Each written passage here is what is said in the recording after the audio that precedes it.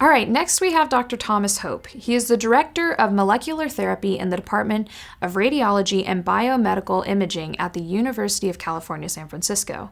He's also the Associate Chair for Joint Ventures of Radiology, and he serves as the Chief of Nuclear Medicine at the San Francisco VA Medical Center. Dr. Hope's main research focus is on novel imaging agents and therapies, particularly in prostate cancer and neuroendocrine tumors.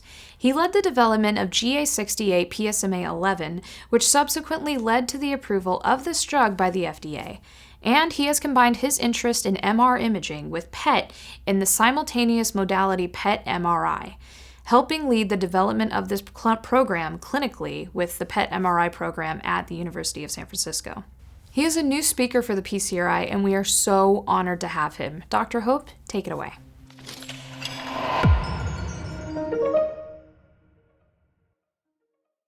Hi, everybody out there. Actually, no, Alex gave a great introduction for this speaker that we were hoping we could get, especially with all the latest, greatest news that happened in December, which we'll talk about, December of 2020. So we were able to get him. We're honored to get him. Dr. Thomas Hope. And Thomas, if I can call you Thomas, we're going to let you give your presentation. Take your time. If you take 40 minutes, no problem. If you take 20 minutes, no problem. But I want to tell you, thank you so much for joining this conference. And thank you so much for helping us today, educate us on a very difficult topic, which is all these imaging procedures, which I don't understand half of them, but you're going to help me understand them. So I'll give you the floor, and thanks again. Well, Mark, thank you, and thank you for the introduction, Alex. And I will try in my talk to give a little bit of an introduction to the imaging that we use in prostate cancer. And at the end, I'm sure that Mark will do a great job teasing out the complexities of it so that people can understand it better. So let's get going, and I will do my next bit talking to myself in front of my computer. So I'm going to give a talk on prostate cancer and PSMA PET. So I sort of broke this talk into three parts. First, we're going to start with sort of a review of what we call conventional imaging, CT, MRI, bone scan, things like that. Then I'll talk about what PSMA PET is. And then I'll end with sort of the impact of PSMA PET on patients with prostate cancer. So let's talk about CT and MR. So I think for patients, you're probably pretty familiar with this machine. This is a CT scanner. Patient goes through the bore there, and there it spins around with a detector, and it actually shoots photons or X-rays through you, and it's measuring the attenuation or the density of your tissue. And we can create an image of the body by doing this. And it sort of makes this noise, but it's not particularly loud. It's fast. It takes about 5 minutes to go through the scanner. And so overall, from a patient perspective, it's fairly easy, although the iodinated contrast, this here in the top left is a contrast injector. The iodinated contrast can be a problem for some patients. But it gives you images like this, right? So bone here is the white part. This is the most dense stuff in the body, which is why it's white. Fat is the least dense.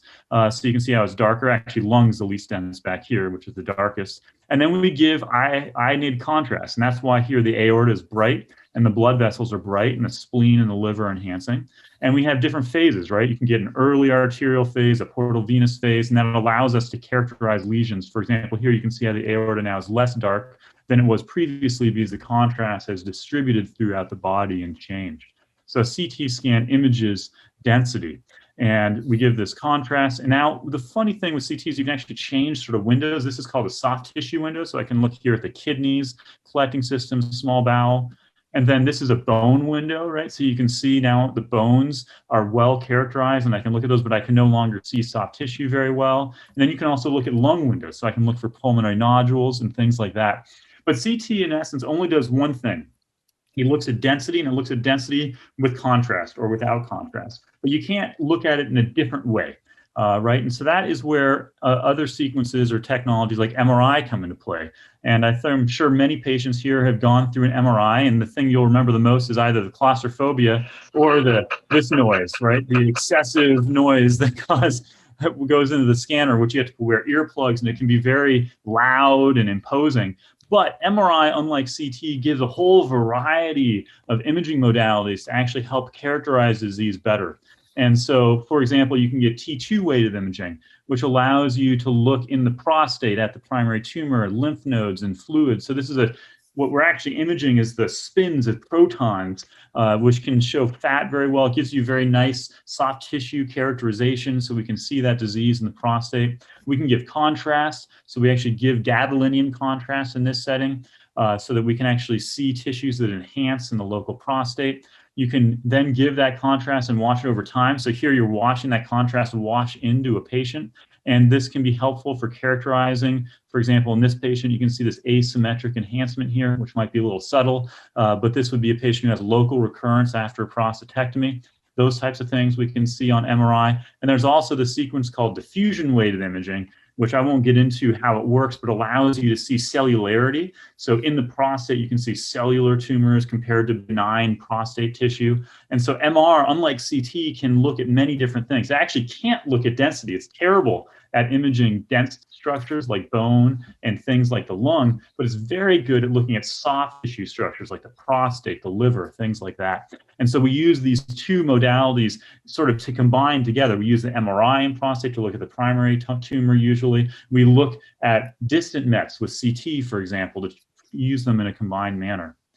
Now, the last sort of scanner here is, this is a SPECT CT. This is a SPECT CT at our children's hospital. So probably most of you don't go into a SPECT CT that's done up with bears along the wall and like a forest, but in our children's hospital, that's what our scanner looks like.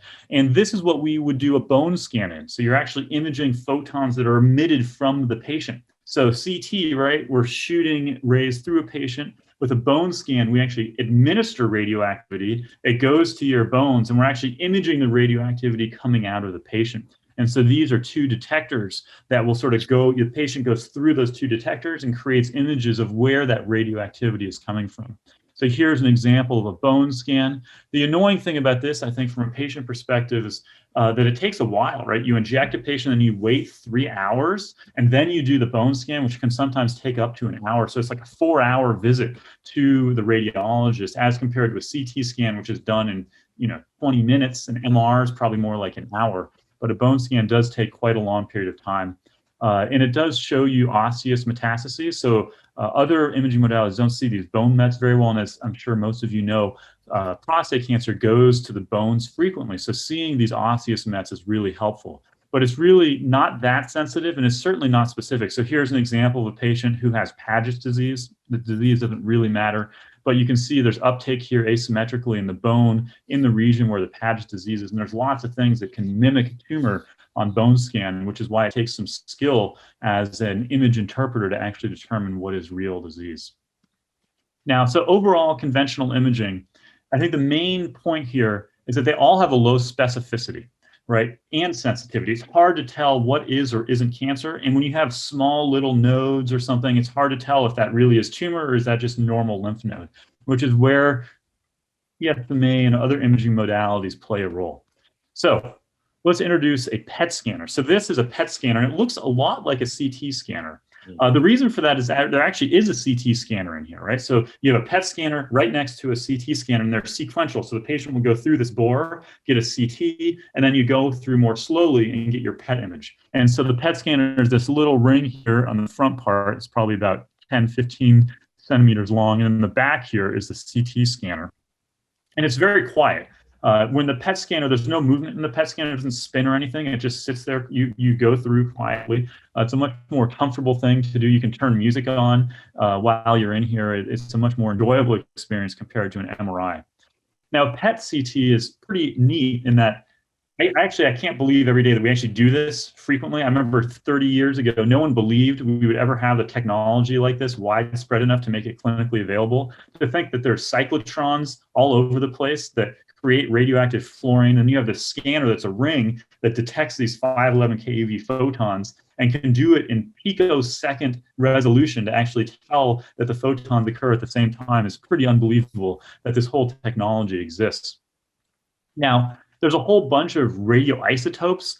Probably not important to remember them, but just to remember that a PET scan, unlike a CT scan, CT just shoots radiation through, sees density. A PET scan is imaging the radioactivity that you administer into the patient. And so that radioactivity can change both by the isotope you administer And it's many of these are made on a cyclotron, so we'll skip over the cyclotron part of it, but also what you label that radioactivity to. So here's examples of 4 different radiopharmaceuticals. So on the left is FDG.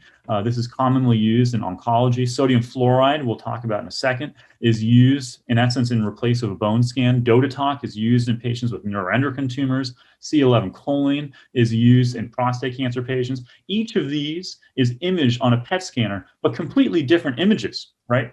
Because you're administering a different type of radioligand, which gives you a whole different biodistribution and binding specificity to different types of cancers or areas in the body. So the one that's been used most in prostate cancer historically was a sodium fluoride PET scan. Sodium fluoride is just like a bone scan. The fluorine binds into your bone. It sort of looks like osseous matrix. It looks like calcium, so it goes into your bone structure. You can see regions where there's high bone turnover. So degenerative changes, you can see here up in the shoulder joint, there's some degenerative changes. The hips have some degenerative changes, but in this patient, there's some focal uptake here in the left hip. And this is where the prostate cancer metastasis. So it gives you that specificity, or not specificity, but sensitivity for early bone formation that's associated with prostate cancer mets. It's sometimes hard to tell what is true disease versus not, but that is what it is. So FDG PET, remember we talked a second ago about FDG, this is radioactive sugar in essence, fluorodeoxyglucose. You inject that into patients and it goes into tumors. Glucose is not very good for imaging prostate cancer in general. So at initial staging or early on, those tumors don't take up a lot of sugar, so you can't image it very well. But when you get into the castrate-resistant patient population, there's some role for FDG. It's predictive or prognostic more of how well patients are going to do. The higher the uptake on FDG, the more aggressive your disease is. And it also can be helpful to determine whether or not you'd be a good candidate for radioligand therapy. If you have FDG positive disease, it's not PSMA positive, et cetera, you might not be a good candidate. But in general, FDG PET is not used in patients with prostate cancer. Now, let's move into PSMA PET. So the PET of the day that I'm most interested in. So PSMA stands for prostate-specific membrane antigen. It's a transmembrane protein that's expressed on prostate cancer cells. And what's useful is this extracellular component of the protein is easily bindable by small molecules, so we can target it, right? And we've created, and we, not me, because I didn't do any of the development work on this compound, but many other very smart people created families of these small molecules to bind to PSMA. We can label that with radiation and image patients pretty well. So this is the molecule we use at UCSF called gallium-68 PSMA-11, and this is very similar to many other PSMA molecules that you're going to see. So one half of the molecule is a chelator. A chelator is like a box. It binds to a radiometal, so this is where we're going to put the radioactivity. The other half of the molecule is a targeting molecule, right? This is what binds to PSMA and gives the specificity of the molecule. It's what's going to take this molecule into the prostate cancer cell. So in this case, we take gallium-68, we put that into the chelator, and then we inject that into the patient in order to image the patient. And you get images like this, okay? So again, image using a PET scanner like sodium fluoride FDG, same scanner, different ligand giving you different specificity. And you can see here in this patient, we have a right humeral metastasis, right? So this is a tumor growing in the humerus. And we also have a left internal iliac lymph node, right? Very well seen on the PSMA PET, high specificity. I know that that's cancer. And also what I like about it is it sees bone disease and soft tissue disease very well. So hopefully, not that far from now, we can give up on doing CT scans, MRIs, and bone scans and do one single imaging modality moving forward. But maybe most importantly is this patient's history, right? This is a patient who's status post prostatectomy who has a pretty low PSA of 0.67. If you were to image this patient with a bone scan or CT, you would see nothing, right? These lesions would never be detected at these low PSAs. And these are the patients with low PSAs where clinical change has meaningful impact, right? If you can find someone with oligometastatic disease, meaning a few sites of metastasis that we can target with external beam radiation therapy, we can hopefully contain their disease for a prolonged period of time. Every now and then I use the word cure, and I don't mean cure because cure is probably never attainable, but trying to prevent progression for long periods of time so that patients can worry about other things in their life is really the goal here. And this is the patient population where we can really potentially have that impact. Here's another patient. This person had a high PSA, but this is at initial staging before definitive therapy. And you can see the PSMA PET has these subtle lesions up in the chest. This is supraclavicular, up right above your clavicle here on the left side, and then also some mediastinal lymph nodes.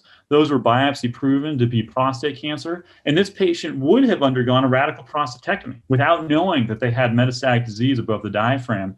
And that's sort of a problem because it wouldn't have cured this patient. They would have had immediate biochemical recurrence and gone down a whole path of treatments, never knowing where the disease actually was. So the idea here is that PSMA PET allows us to localize disease more accurately and hopefully treat patients more intelligently appropriate to where their disease is by knowing the location of it. Now, I'm going to compare it to fluciclovine. Fluciclovine, as many of you probably know, is a FDA-approved radiotracer for patients in prostate cancer. It is the best approved, widely available radiotracer for prostate cancer, but it's not going to be as good as these next generation of PSMA compounds. So in the top row here, you can see the fluciclovine PET. The bottom row in the same patient done within a week is a PSMA PET. And you can see here focal uptake. It's clearly present on the fluciclovine. But the tumor to background ratio, so background is what the tissue around it is, how much uptake there is, whereas the tumor has about a 3-fold ratio with fluciclovine. It's more like 50 when you're using PSMA. So that much higher uptake in the tumor relative to the rest of the body really helps people like me interpret the studies much better. And that's really important. It becomes even more important when you get more subtle disease. So here's an example of focal uptake after radiation therapy in the right seminal vesicle. Very subtle on the fluciclovine, right? It has a little, the tumor to background ratio is like 1.8 or something like that. But with PSMA, it's much more focal, much clearer and easier to interpret, allowing us to be more confident to tell where that's where the disease is. Now, there was a nice study done by Jeremy Calais comparing fluciclovine to PSMA. And this is in patients after radical prostatectomy with a low PSA, a PSA less than 2. And PSMA PET, in this case, is PSMA 11. Had over a 2-fold increase in detection of disease compared to fluciclovine. And the one thing I'll note is fluciclovine pretty much only saw disease in the prostate bed, but saw very few lymph nodes and in essence, no evidence of metastatic disease. So overall, PSMA is going to have a much better chance of seeing those focal sites of disease that hopefully will allow us to control patients' disease better at those low PSAs. And I think the most important thing is this inter-reader variability. You don't think about this much when you're a patient, but not everyone agrees when they look at the same images what is or isn't disease. Cohen's kappa goes from a -1 to a 1. A 0 means there's absolutely no agreement. A 1 means there's perfect agreement. When we had 3 blinded readers read the fluciclovine, they had an agreement of 0.2, which is actually pretty bad, whereas PSMA was 0.67, which is in all honesty right in line with most other imaging modalities, like prostate MRI, things like that. So a lot better agreement on interpretation of the studies. Also, fluciclovine doesn't do so well looking at bone mets. One of the big limitations of fluciclovine is its difficulty with the bones. And you can this is a random case that came through just clearly showing how much easier it is to see osseous metastases with PSMA. Now, lots of positives. I'm going to do a little quick section on some negatives. Just remember, PSMA is not specific to prostate cancer.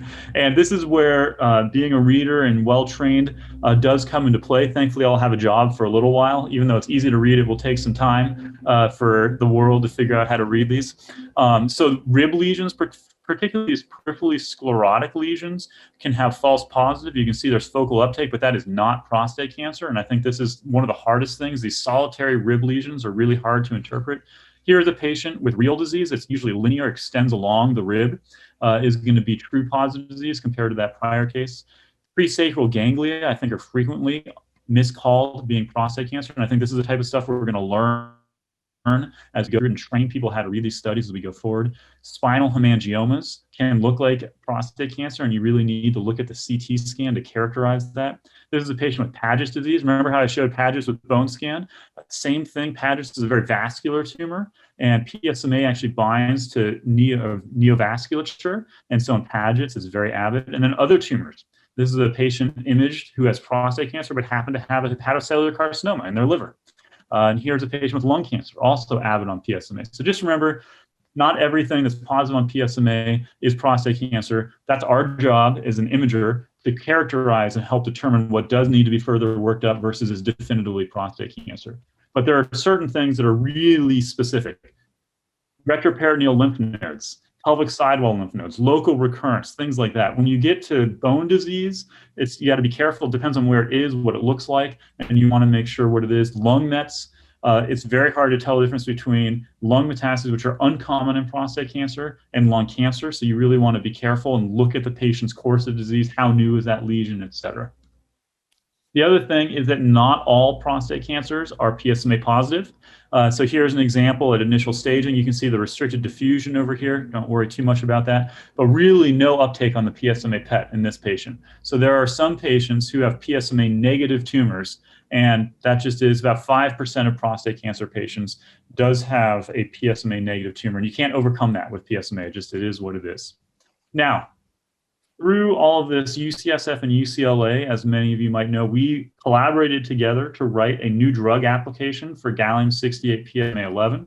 And this was actually pretty cool in that the FDA has never allowed two simultaneous NDAs to be submitted on the same day and approved on the same day and share chemistry and clinical data and everything across two different manufacturers. And it's also very unusual for academic institutions to do this.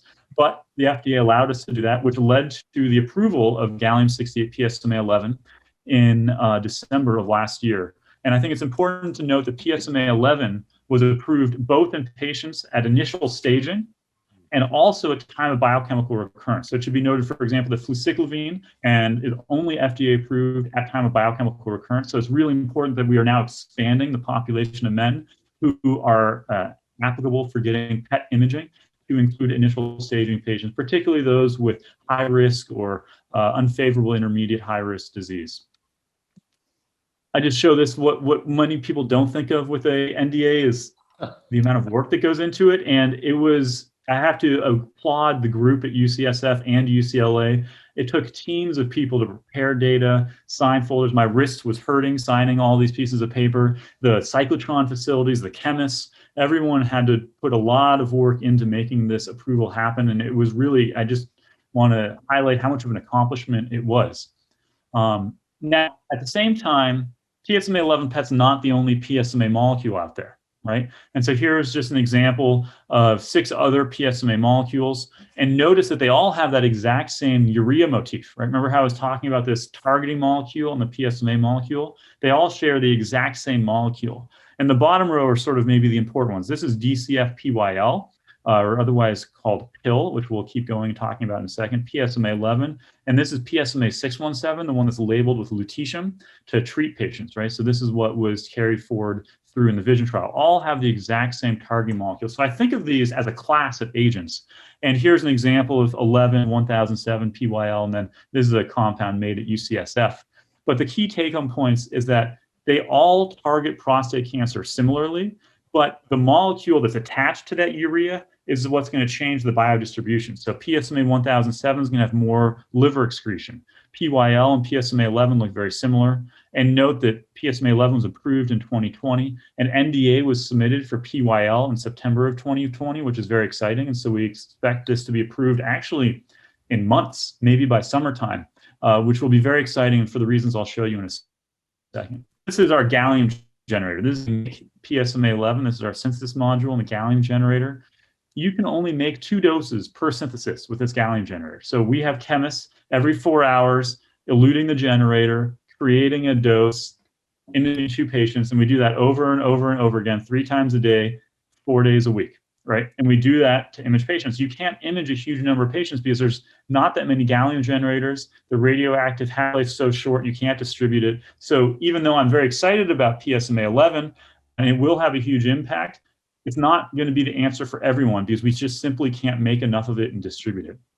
And that's why this F18 DCF-PYL compound is so important. Very similar to PSMA 11, but it's labeled with fluorine 18 made on a cyclotron, and you can make 100-fold the amount of this compared to PSMA 11, which allows it to be distributed. And this is what is going to make PSMA PET be much more widely available to patients in the United States. So hopefully, by, I would say, the end of this year, most patients in the United States should have widespread access to PSMA PET. Okay, so we'll quickly go over the impact of PSMA PET and then wrap up and go to questions. So Just to review prostate cancer, as you all know, you get diagnosed, your PSA is typically rising, and you'll get treated as a patient with typically radical prostatectomy or radiation therapy, something like that. Afterwards, your PSA is going to fall. If it's a radical prostatectomy, it'll go to 0. Radiation, it goes down to some low number. At some point in time, that PSA will start rising, and that's what we call biochemical recurrence. We call it biochemical recurrence because we actually can't image where it is. We only have a lab test, that PSA, that tells it recurring. So we don't know where it is, we just know there's recurrence. At some point in time, patients will start systemic therapy, like androgen deprivation therapy, and that is usually very effective, and the PSA will fall. But at some point in time, those patients who are on ADT will develop castration-resistant prostate cancer, PSAs will rise, and this can be the aggressive form of cancer that will eventually lead to the death of a patient, where you have metastases, etc. Now, the areas where PSMA PET are primarily useful are primary treatment, determining if you have metastatic disease before you get definitive therapy, or it's kind of biochemical recurrence, right? Determining where that disease is so you can get targeted therapy. And then some people use it in castration-resistant prostate cancer, but this is more going to be in the area of lutetium-based theranostic therapy. So I won't really talk too much about the definition of biochemical recurrence, just to know that there's a definition. And really, I think it's important to denote the difference between PSA as screening versus following patients after definitive therapy. It is incredibly useful following patients after definitive therapy because we can tell when patients are recurring. This is the data that came out of UCSF and UCLA that supported our NDA submission. And as is true with all PSMA studies to date, your PSA here, as you get a higher and higher PSA, you have a higher and higher detection rate. So this is a common question you get, is when should you get a PSMA PET? It's actually a really hard question to ask. If you wait till you get a PSA of 5, you probably no longer have oligometastatic disease that can be treated. But if you go too early, you might not detect anything because it's so low of a PSA. But it really depends on if you're deciding to get salvage radiotherapy and you're going to get it anyways, well, you might want to get a PSMA PET independent of how low your PSA is, et cetera. But just remember, higher PSAs, you're going to have a higher detection sensitivity. And then again, very good inter-reader variability, high kappas, test functions very well. So this is an example that I love. This is a patient who had a recurrence after radiation therapy. There's a little 4 millimeter left pelvic sidewall lymph node. You'd really never be able to know that was prostate cancer using any other technique. This is the patient's radiation therapy plan before the recurrence. And you can see that little lymph node was just chilling there beforehand. It would have been pretty nice to have known where that disease was when they got their definitive radiation, and they could have just included this in the radiation field and prevented the quick biochemical recurrence occurring immediately after the definitive radiation therapy. This is in patients after radical prostatectomy. We looked at 125 patients with low PSAs, and 53% of them had PSMA positive disease. And I think most importantly is 30% had disease missed by standard radiation therapy. So for example, here's a patient with a lymph node outside of the normal radiation field. This green here is called the consensus tumor volume. A third of patients had disease outside of the consensus tumor volume. If you look at the literature, the percent of patients who recur after radical or salvage radiation therapy after radical prostatectomy, it's 30% of patients. It's not that radiation therapy doesn't work, it's that radiation oncologists don't know where to aim. And if we aim more accurately, we strongly believe that we'll be able to really improve the outcome of these patients by knowing and localizing where this disease is. Okay, and then management, lots of changes. It's actually pretty impressive. Over 50% of patients have a major change in management after they get a PSMA PET. So there's a lot, this information really changes the way oncologists and surgeons and radiation oncologists treat patients. And so you really, it's going to be a big change to the way patients are treated moving forward. So my last couple of slides is going to be on Theranostics. So this is the use of the compound for both diagnostics and therapeutics. You'll note here this urea motif on one end of the molecule that we've been talking about. Other end is that chelator. You can put gallium into here, or you can put lutetium or actinium or anything else on this side. The lutetium gives off radiation that will kill tumors, and so we can actually treat the tumors using this type of molecule. And this was studied in this Australian phase 2 study of PSMA 617. This was a heavily pretreated population looking at PSA responses. So the PSA falls after you give the lutetium, which means that it's killing the tumor. Over half of the patients had over a 50% decrease in their PSA, which was very exciting and impressive. And so, you know, the whole field is excited about this moving forward. That same group then ran a trial comparing PSMA 617 to cabazitaxel, a chemotherapy, and showed a much higher PSA 50 response of lutetium PSMA compared to cabazitaxel, and an improvement in progression-free survival.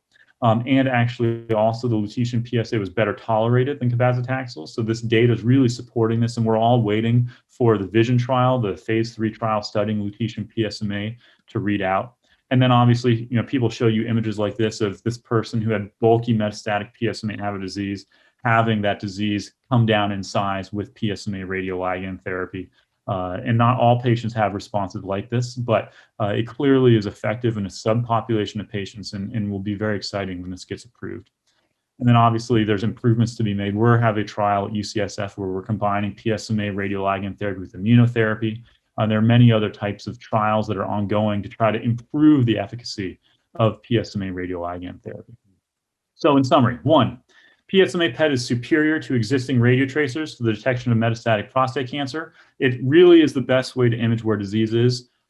2, the use of PSMA PET has a large impact on clinical care, particularly with the way the radiation oncologists plan, telling them where the disease is. And then 3, very excitingly for us, PSMA 11 is approved at UCSF and UCLA. There's actually a kit that should be approved soon, which also makes 617 or PSMA 11 widely approved. But maybe most importantly is this fluorinated DCF-PYL that we hope will be approved before summertime, which will make this available to most patients in the United States. So to say the least, it took a huge number of people to make this happen. I just want to thank them all, although I don't have time to go through it. And then obviously our funding organizations who help support our research over the years. And I really, without funding organizations and in all honesty, donors, there's a patient donor who helped fund our NDA submission and a lot of the research we've done. It's critical to make all of this happen. So thank you all very much. Hey everyone, it's Alex and Hunter from the PCRI. He has his own Instagram now, Sir Hunter the Dow, so go ahead and check him out for prostate cancer information and men's health. Do you like it? Yes, say come follow me. And don't forget to subscribe to our YouTube channel. We come out with new prostate cancer videos every week.